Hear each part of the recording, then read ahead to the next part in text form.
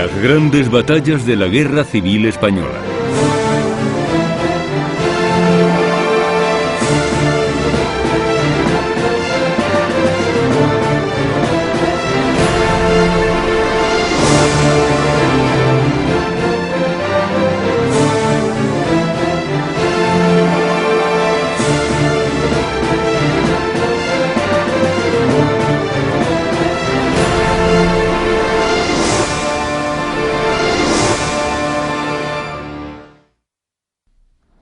España, en el suroeste europeo, está sumida en una guerra civil. A punto de cumplirse 20 meses de contienda fratricida, el Ejército Nacional ha conquistado toda la zona norte y en marzo de 1938 ocupa más de la mitad de la península. Toda España ha estado pendiente de Teruel durante más de 2 meses, una pequeña ciudad que lo ha sido todo por unos días para la República y que finalmente ha sido reconquistada por las tropas nacionales el 22 de febrero de 1938. Después de la batalla de Teruel, los nacionales, en lugar de dirigirse a Madrid, se mantienen en el frente aragonés en una campaña dura y larga. En abril de 1938, las tropas nacionales de Alonso Vega llegan al Mediterráneo a la altura de Vinaroz, dejando a la España republicana partida en dos. Ante los acontecimientos en mayo de 1938, el general Vicente Rojo prepara los preliminares de lo que será la batalla del Ebro, otra maniobra de distracción para frenar la ofensiva nacional en Aragón y Levante.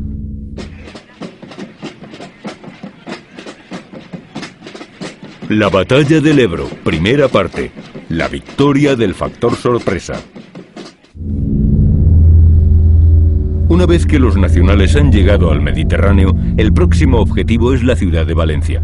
Los republicanos deben reaccionar rápidamente y montan una maniobra de distracción en la zona del Ebro. El río Ebro es el más caudaloso de España y supone un obstáculo aparentemente insalvable. Los primeros estudios apuntan una posibilidad de cruzarlo entre las poblaciones de Fallón y Cherta. Una vez rebasado el río, se tienen que enfrentar con el cuerpo de ejército marroquí del general Yagüe, que cuenta con muy pocos hombres para defender casi 100 kilómetros de frente en la otra orilla.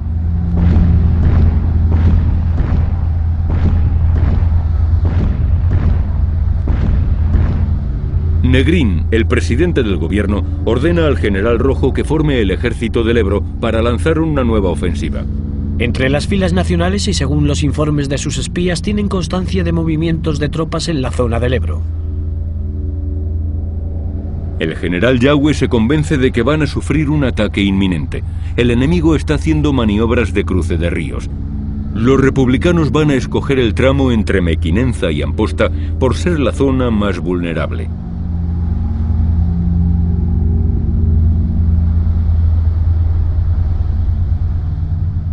Nunca antes en la Guerra Civil Española ningún bando ha osado realizar una acción tan aparentemente suicida y desesperada.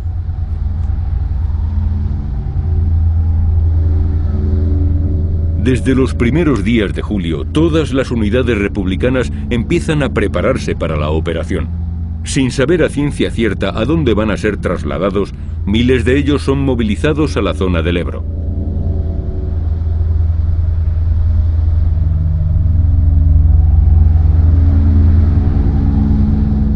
El ejército del gobierno realiza prácticas de marchas nocturnas y de cruce de tropas sobre agua, sin saber que están ensayando un ataque real sobre el Ebro. El objetivo final, una vez hayan cruzado el Ebro, es la conquista de Gandesa, capital de la Tierra Alta del Ebro, en Tarragona. Hacia el 4 de julio, los espías nacionales informan de una concentración importante de brigadas internacionales y más de 300 barcas cerca de Cherta.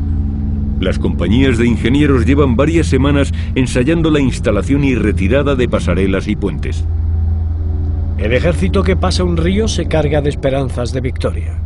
La maniobra más bella de toda la guerra está a punto de comenzar. Se trata de una acción sin precedentes en la historia de los conflictos armados.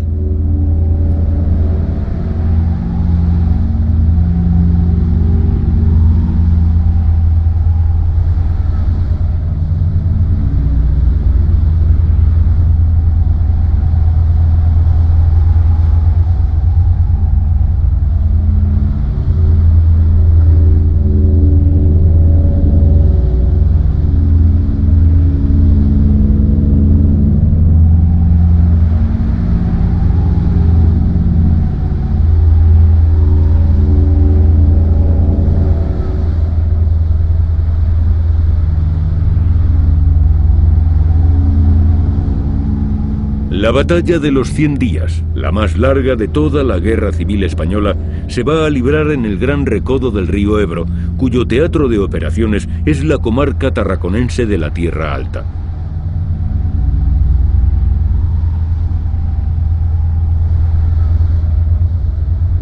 Su capital es Gandesa, un importante nudo de comunicaciones en territorio nacional. Ríos tan caudalosos como el Ebro son considerados poco menos que barreras insalvables en todos los tratados de la guerra y la ciencia militar. A priori, pasar un río a viva fuerza en un frente organizado es una acción condenada al fracaso.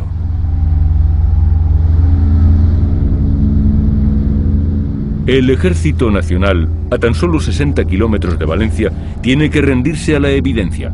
Los planes se quedan en suspenso aquel 25 de julio de 1938, cuando el ejército republicano cruza el río. A partir del 21 de julio, el desplazamiento de tropas y material con el fin de aproximar los efectivos necesarios a puntos cercanos al río es incesante. Los movimientos se llevan a cabo con todas las precauciones posibles, con controles de circulación rigurosos para evitar el caos en que se puede convertir la zona ante la escasez de vías de comunicación. Los traslados se llevan a cabo en 2 jornadas, los días 22 y 23 de julio. Las tropas de infantería hacen los desplazamientos a pie, unos 25 kilómetros por jornada, con el equipo listo y sin saber a ciencia cierta cuál va a ser el punto de arranque. Miles de soldados aguardan agazapados la hora de entrar en acción sobre el cauce del Ebro. La zona elegida por los republicanos se encuentra defendida por el general Yagüe y su cuerpo de ejército marroquí. Compuesto por 4 divisiones y varias unidades sueltas, se encuentra situado entre el mar y el sector del río Segre. Con una orografía llena de valles y elevaciones entre las que se encuentran las sierras de Pandols y Cabals, es una zona demasiado amplia y complicada para ser defendida por tan pocos hombres.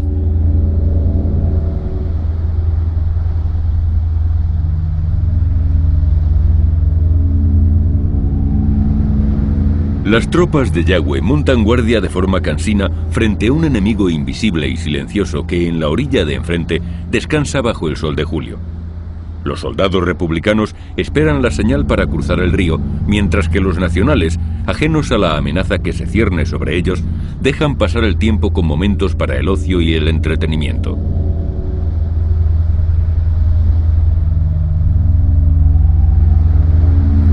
Bajo el sol abrasador de finales de julio de 1938, las tropas nacionales no imaginan la magnitud del próximo ataque.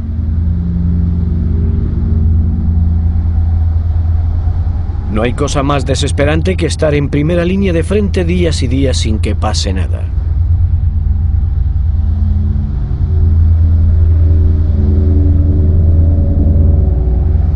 El general Yagüe cree que los republicanos serán incapaces de emprender una acción basada en el cruce del río.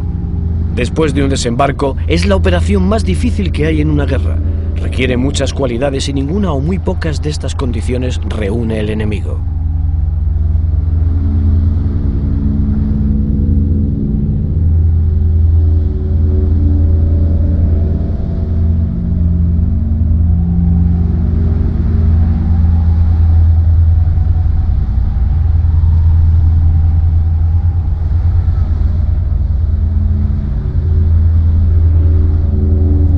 Pero Yagüe subestima a los republicanos. La madrugada del 24 al 25 de julio, miles de hombres esperan la señal para cruzar el río en algún lugar del cauce entre Flix y Miravent.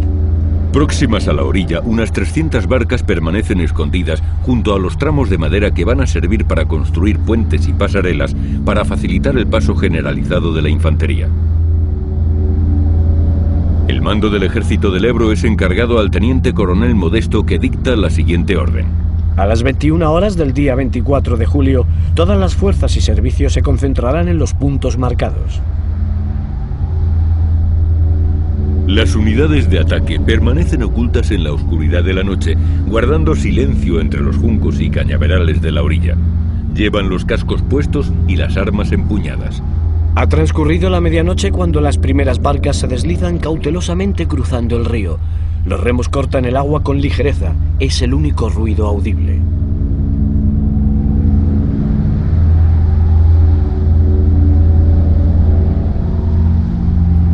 La compañía de ametralladoras del 121 Batallón Republicano es la primera que franquea el río como vanguardia para establecer la primera cabeza de puente en la orilla opuesta. Una vez ocupada, sitúa las ametralladoras y protege el paso de las otras unidades. Simultáneamente, los pontoneros tienden las primeras pasarelas de tiro rápido.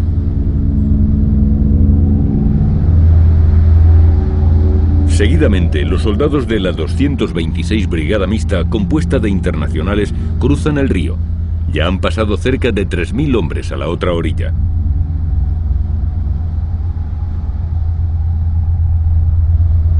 Dos horas después de la medianoche, llegan los primeros partes del alto mando republicano.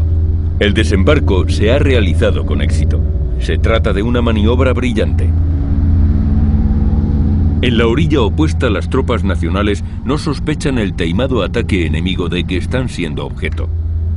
El 24 de julio, en el cuartel general de Caspe, dice Yagüe: Bien, vamos a dormir, que esta noche los rojillos no parece que traten de pasar el Ebro.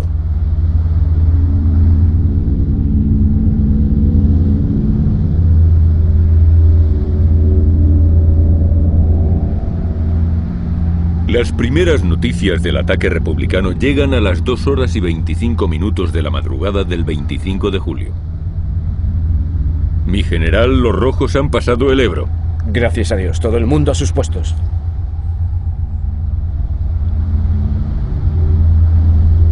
Los soldados del ejército del Ebro atraviesan el río, arrollan a los nacionales y establecen la cabeza de puente.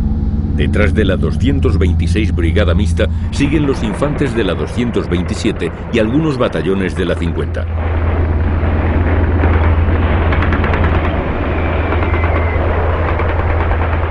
Las brigadas 31, 33 y la 60 vadean el río por el sector comprendido entre Fallón y Ribarroja. A la 1 de la madrugada, la 60 Brigada Mixta se infiltra con sus unidades por Flix.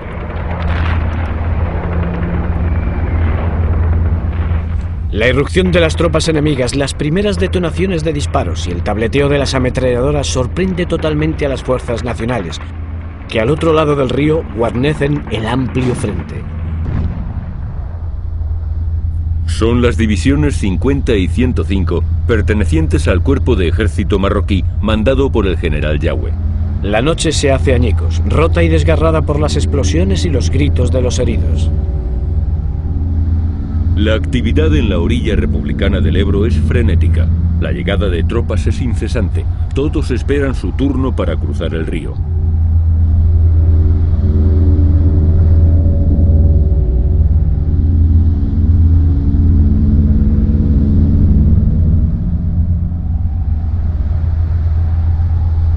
Van concentrándose los carros blindados para que, una vez instaladas las pasarelas y puentes, puedan cruzar el río.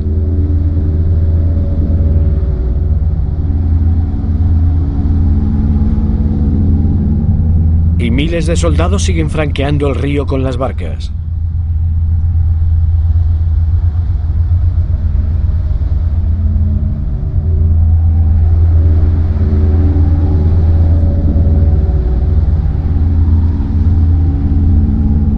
Una vez vadeado el río, el punto de destino es Gandesa. No hay tiempo que perder.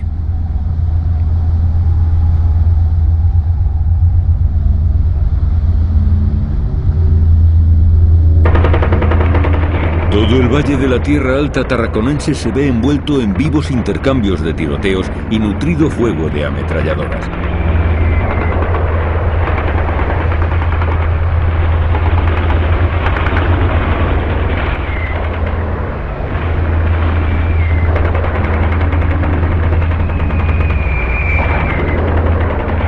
Si las fuerzas republicanas logran dominar todos los caminos, las tropas de Yagüe serán fácilmente aniquiladas. La importancia estratégica de Gandesa radica en que es el nudo de comunicaciones de la comarca. Sin vacilaciones, las tropas republicanas se lanzan a su objetivo bajo una cortina de fuego de fusiles, ametralladoras y morteros. La larga noche queda atrás. El sol extiende su luz alumbrando el valle del Ebro y todo el vasto escenario que comprende Gandesa, Villalba y las sierras de Cabals y Pandols, donde durante los próximos 3 meses va a librarse la última operación de gran estilo, una de las batallas más sangrientas y decisivas de toda la Guerra Civil Española, la Batalla del Ebro.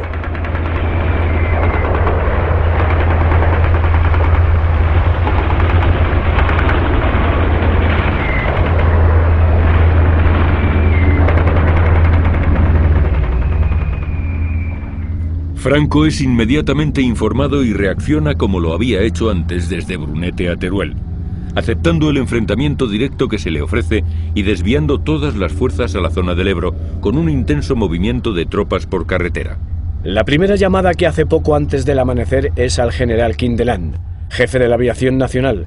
La orden no da lugar a dudas: emplear a fondo sus aparatos contra las tropas republicanas. Kindelán da orden inmediata a todas las unidades de Valencia y Baleares para actuar desde la misma mañana del 25 con la mayor intensidad posible. El apoyo aéreo es la principal arma defensiva con la que contará Yagüe ese día para que la situación no se haga más crítica.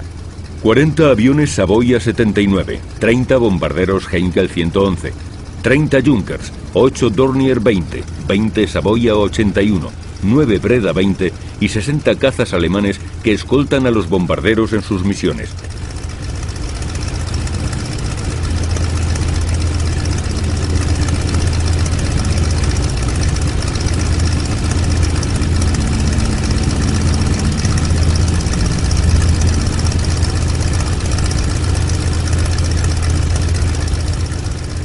La aviación republicana no hace acto de presencia en los cielos hasta el día 28.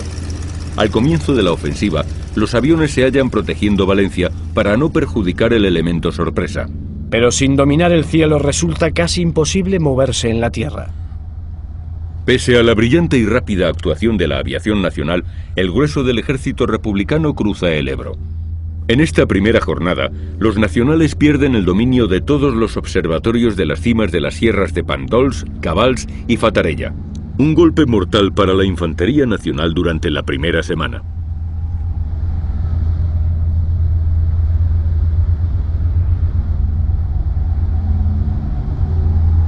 Como una prolongación de la Sierra de Pandol se alza Cabals, uno de los principales y decisivos escenarios de la batalla del Ebro. Un terreno con abruptos desniveles dentro de un paisaje rocoso en extremo que dibujan numerosos barrancos y desfiladeros. Cabals será uno de los objetivos perseguidos por ambos bandos durante toda la batalla. Desde los embalses de Camarasa, Tremp y Terradets, controlados por las fuerzas nacionales, se provoca la primera inundación. Los soldados republicanos corren desorientados. Para muchos será demasiado tarde. Entre los troncos que bajan con la riada, algunos van acompañados por flotadores con cargas explosivas que al golpear con los puentes o pasarelas saltan por los aires. La gran crecida del Ebro provoca que todos los puentes republicanos que se están construyendo durante la tarde del día 25 queden convertidos casi en astillas. En el transcurso de los 4 meses de batalla se van a provocar 4 grandes crecidas del Ebro, pero ninguna tan decisiva y determinante como esta primera.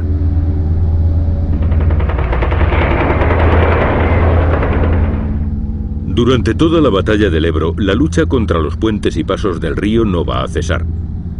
En tierra, la infantería republicana estará entregada a la reconstrucción de los puentes y desde el aire, la aviación nacional constantemente empeñada en destruirlos.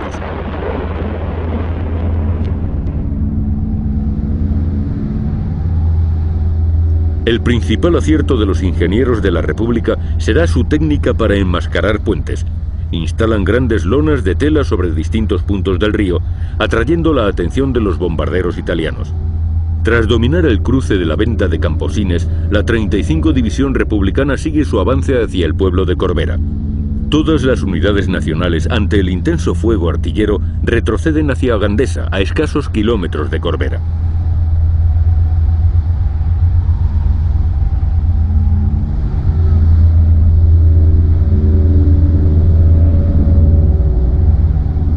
La tercera división, al llegar a Fatarella, inicia un combate que apenas dura unos minutos.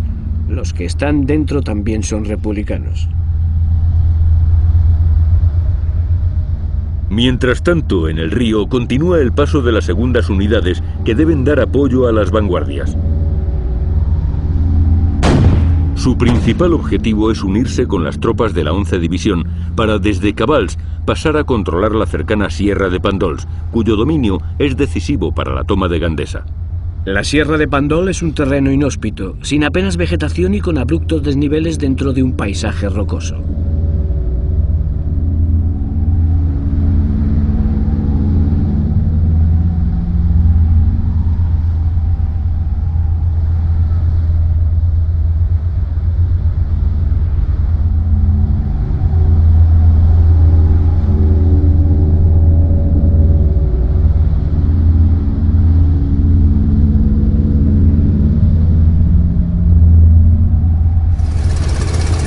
El único enemigo imposible de repeler para los republicanos es la aviación nacional, que está siendo muy efectiva desde el primer día.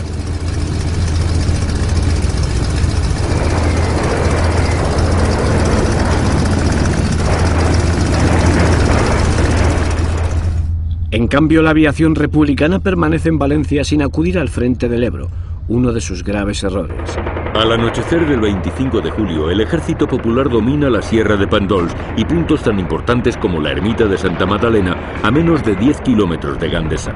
Controla 800 kilómetros cuadrados gracias a la sorpresa y rapidez del cruce del Ebro. Las bajas en ambos bandos son innumerables, y el informe del cuerpo de ejército marroquí a las órdenes del general Yagüe es dramático.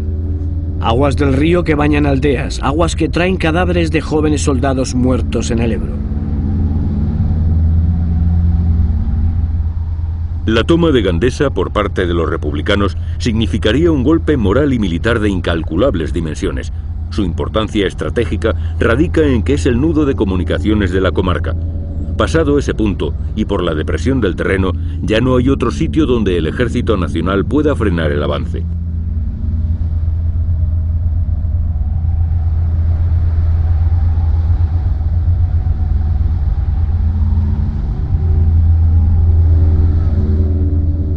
Al general Barrón, al mando de la 13 División, también llamada La Mano Negra, le es encomendada la defensa de Gandesa.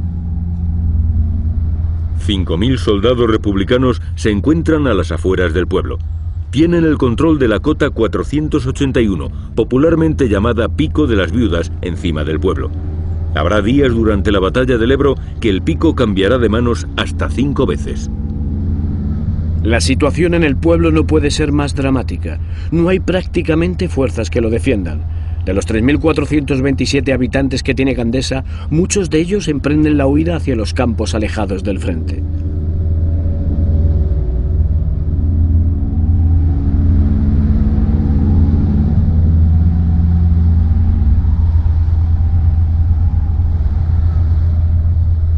Las primeras unidades de la 35 División efectúan el primer ataque sobre Gandesa cuando anochece. Es un ataque preventivo para ver con cuántas fuerzas cuenta el enemigo.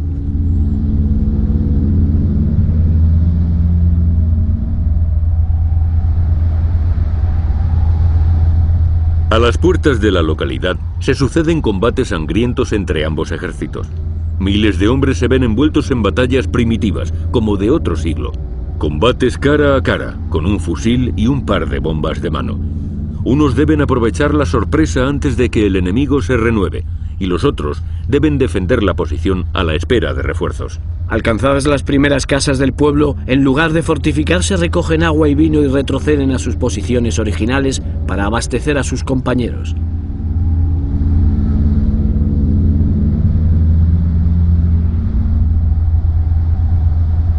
Los primeros camiones republicanos empiezan a pasar el Ebro la tarde del 26 de julio por un puente de vanguardia situado entre Vinebre y Ascó.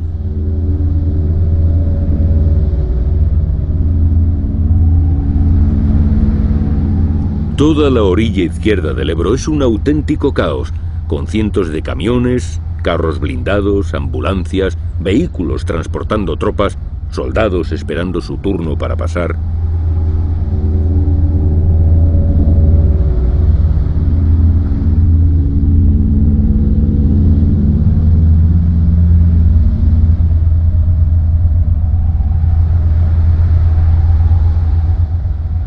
Los carros de combate consiguen pasar el río, pero el proceso es lento. Cada unidad tarda media hora en realizar la maniobra.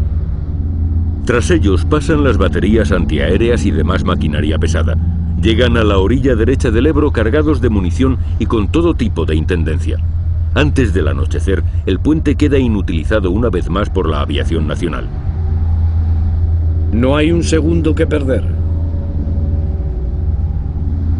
A primeras horas del 27 de julio se reanudan los combates en las afueras de Gandesa, pero los republicanos vuelven a ser rechazados por los hombres de Yagüe, que tienen la ventaja de hallarse parapetados dentro del pueblo.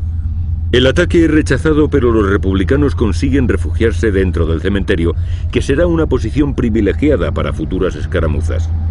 A partir del 27 de agosto, los combates se concentran entre las localidades de Gandesa y Villalba de los Arcos.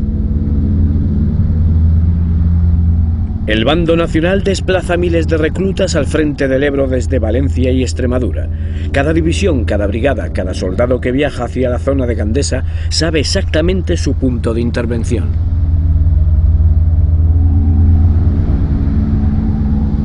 Vehículos blindados, tanquetas, motocicletas y camiones son también movilizados a la zona del Ebro para frenar la embestida republicana. La 74 División es inmediatamente destinada a Villalba. Una de sus unidades más importantes es la compuesta por el Tercio de Montserrat, formada por requetés catalanes. Y desde Valencia, la primera unidad que se desplaza a Cataluña es la 4ª División de Navarra, la más próxima de las que se encuentran desplegadas en el frente de Levante. La primera contraofensiva nacional coincide con uno de los combates más intensos en la Cota 481. Saben que si se hacen con la altura, impedirán cualquier ataque desde la Sierra de Pandols. Los republicanos no perderán su dominio en ningún momento.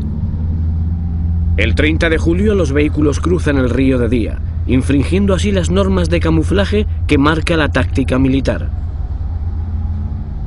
En poco más de 6 días, la ofensiva del Ebro termina con un saldo de casi 20.000 bajas en los dos ejércitos.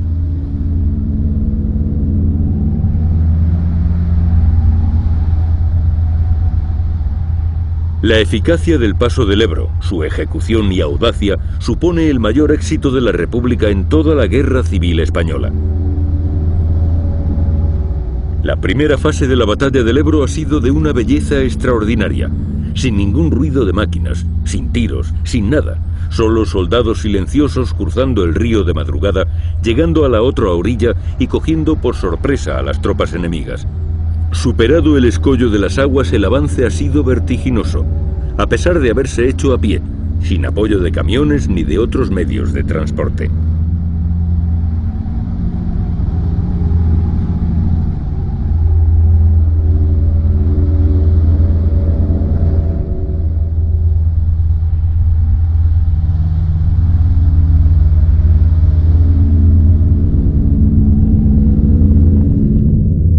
El ejército que cruza un río se carga de esperanzas de victoria.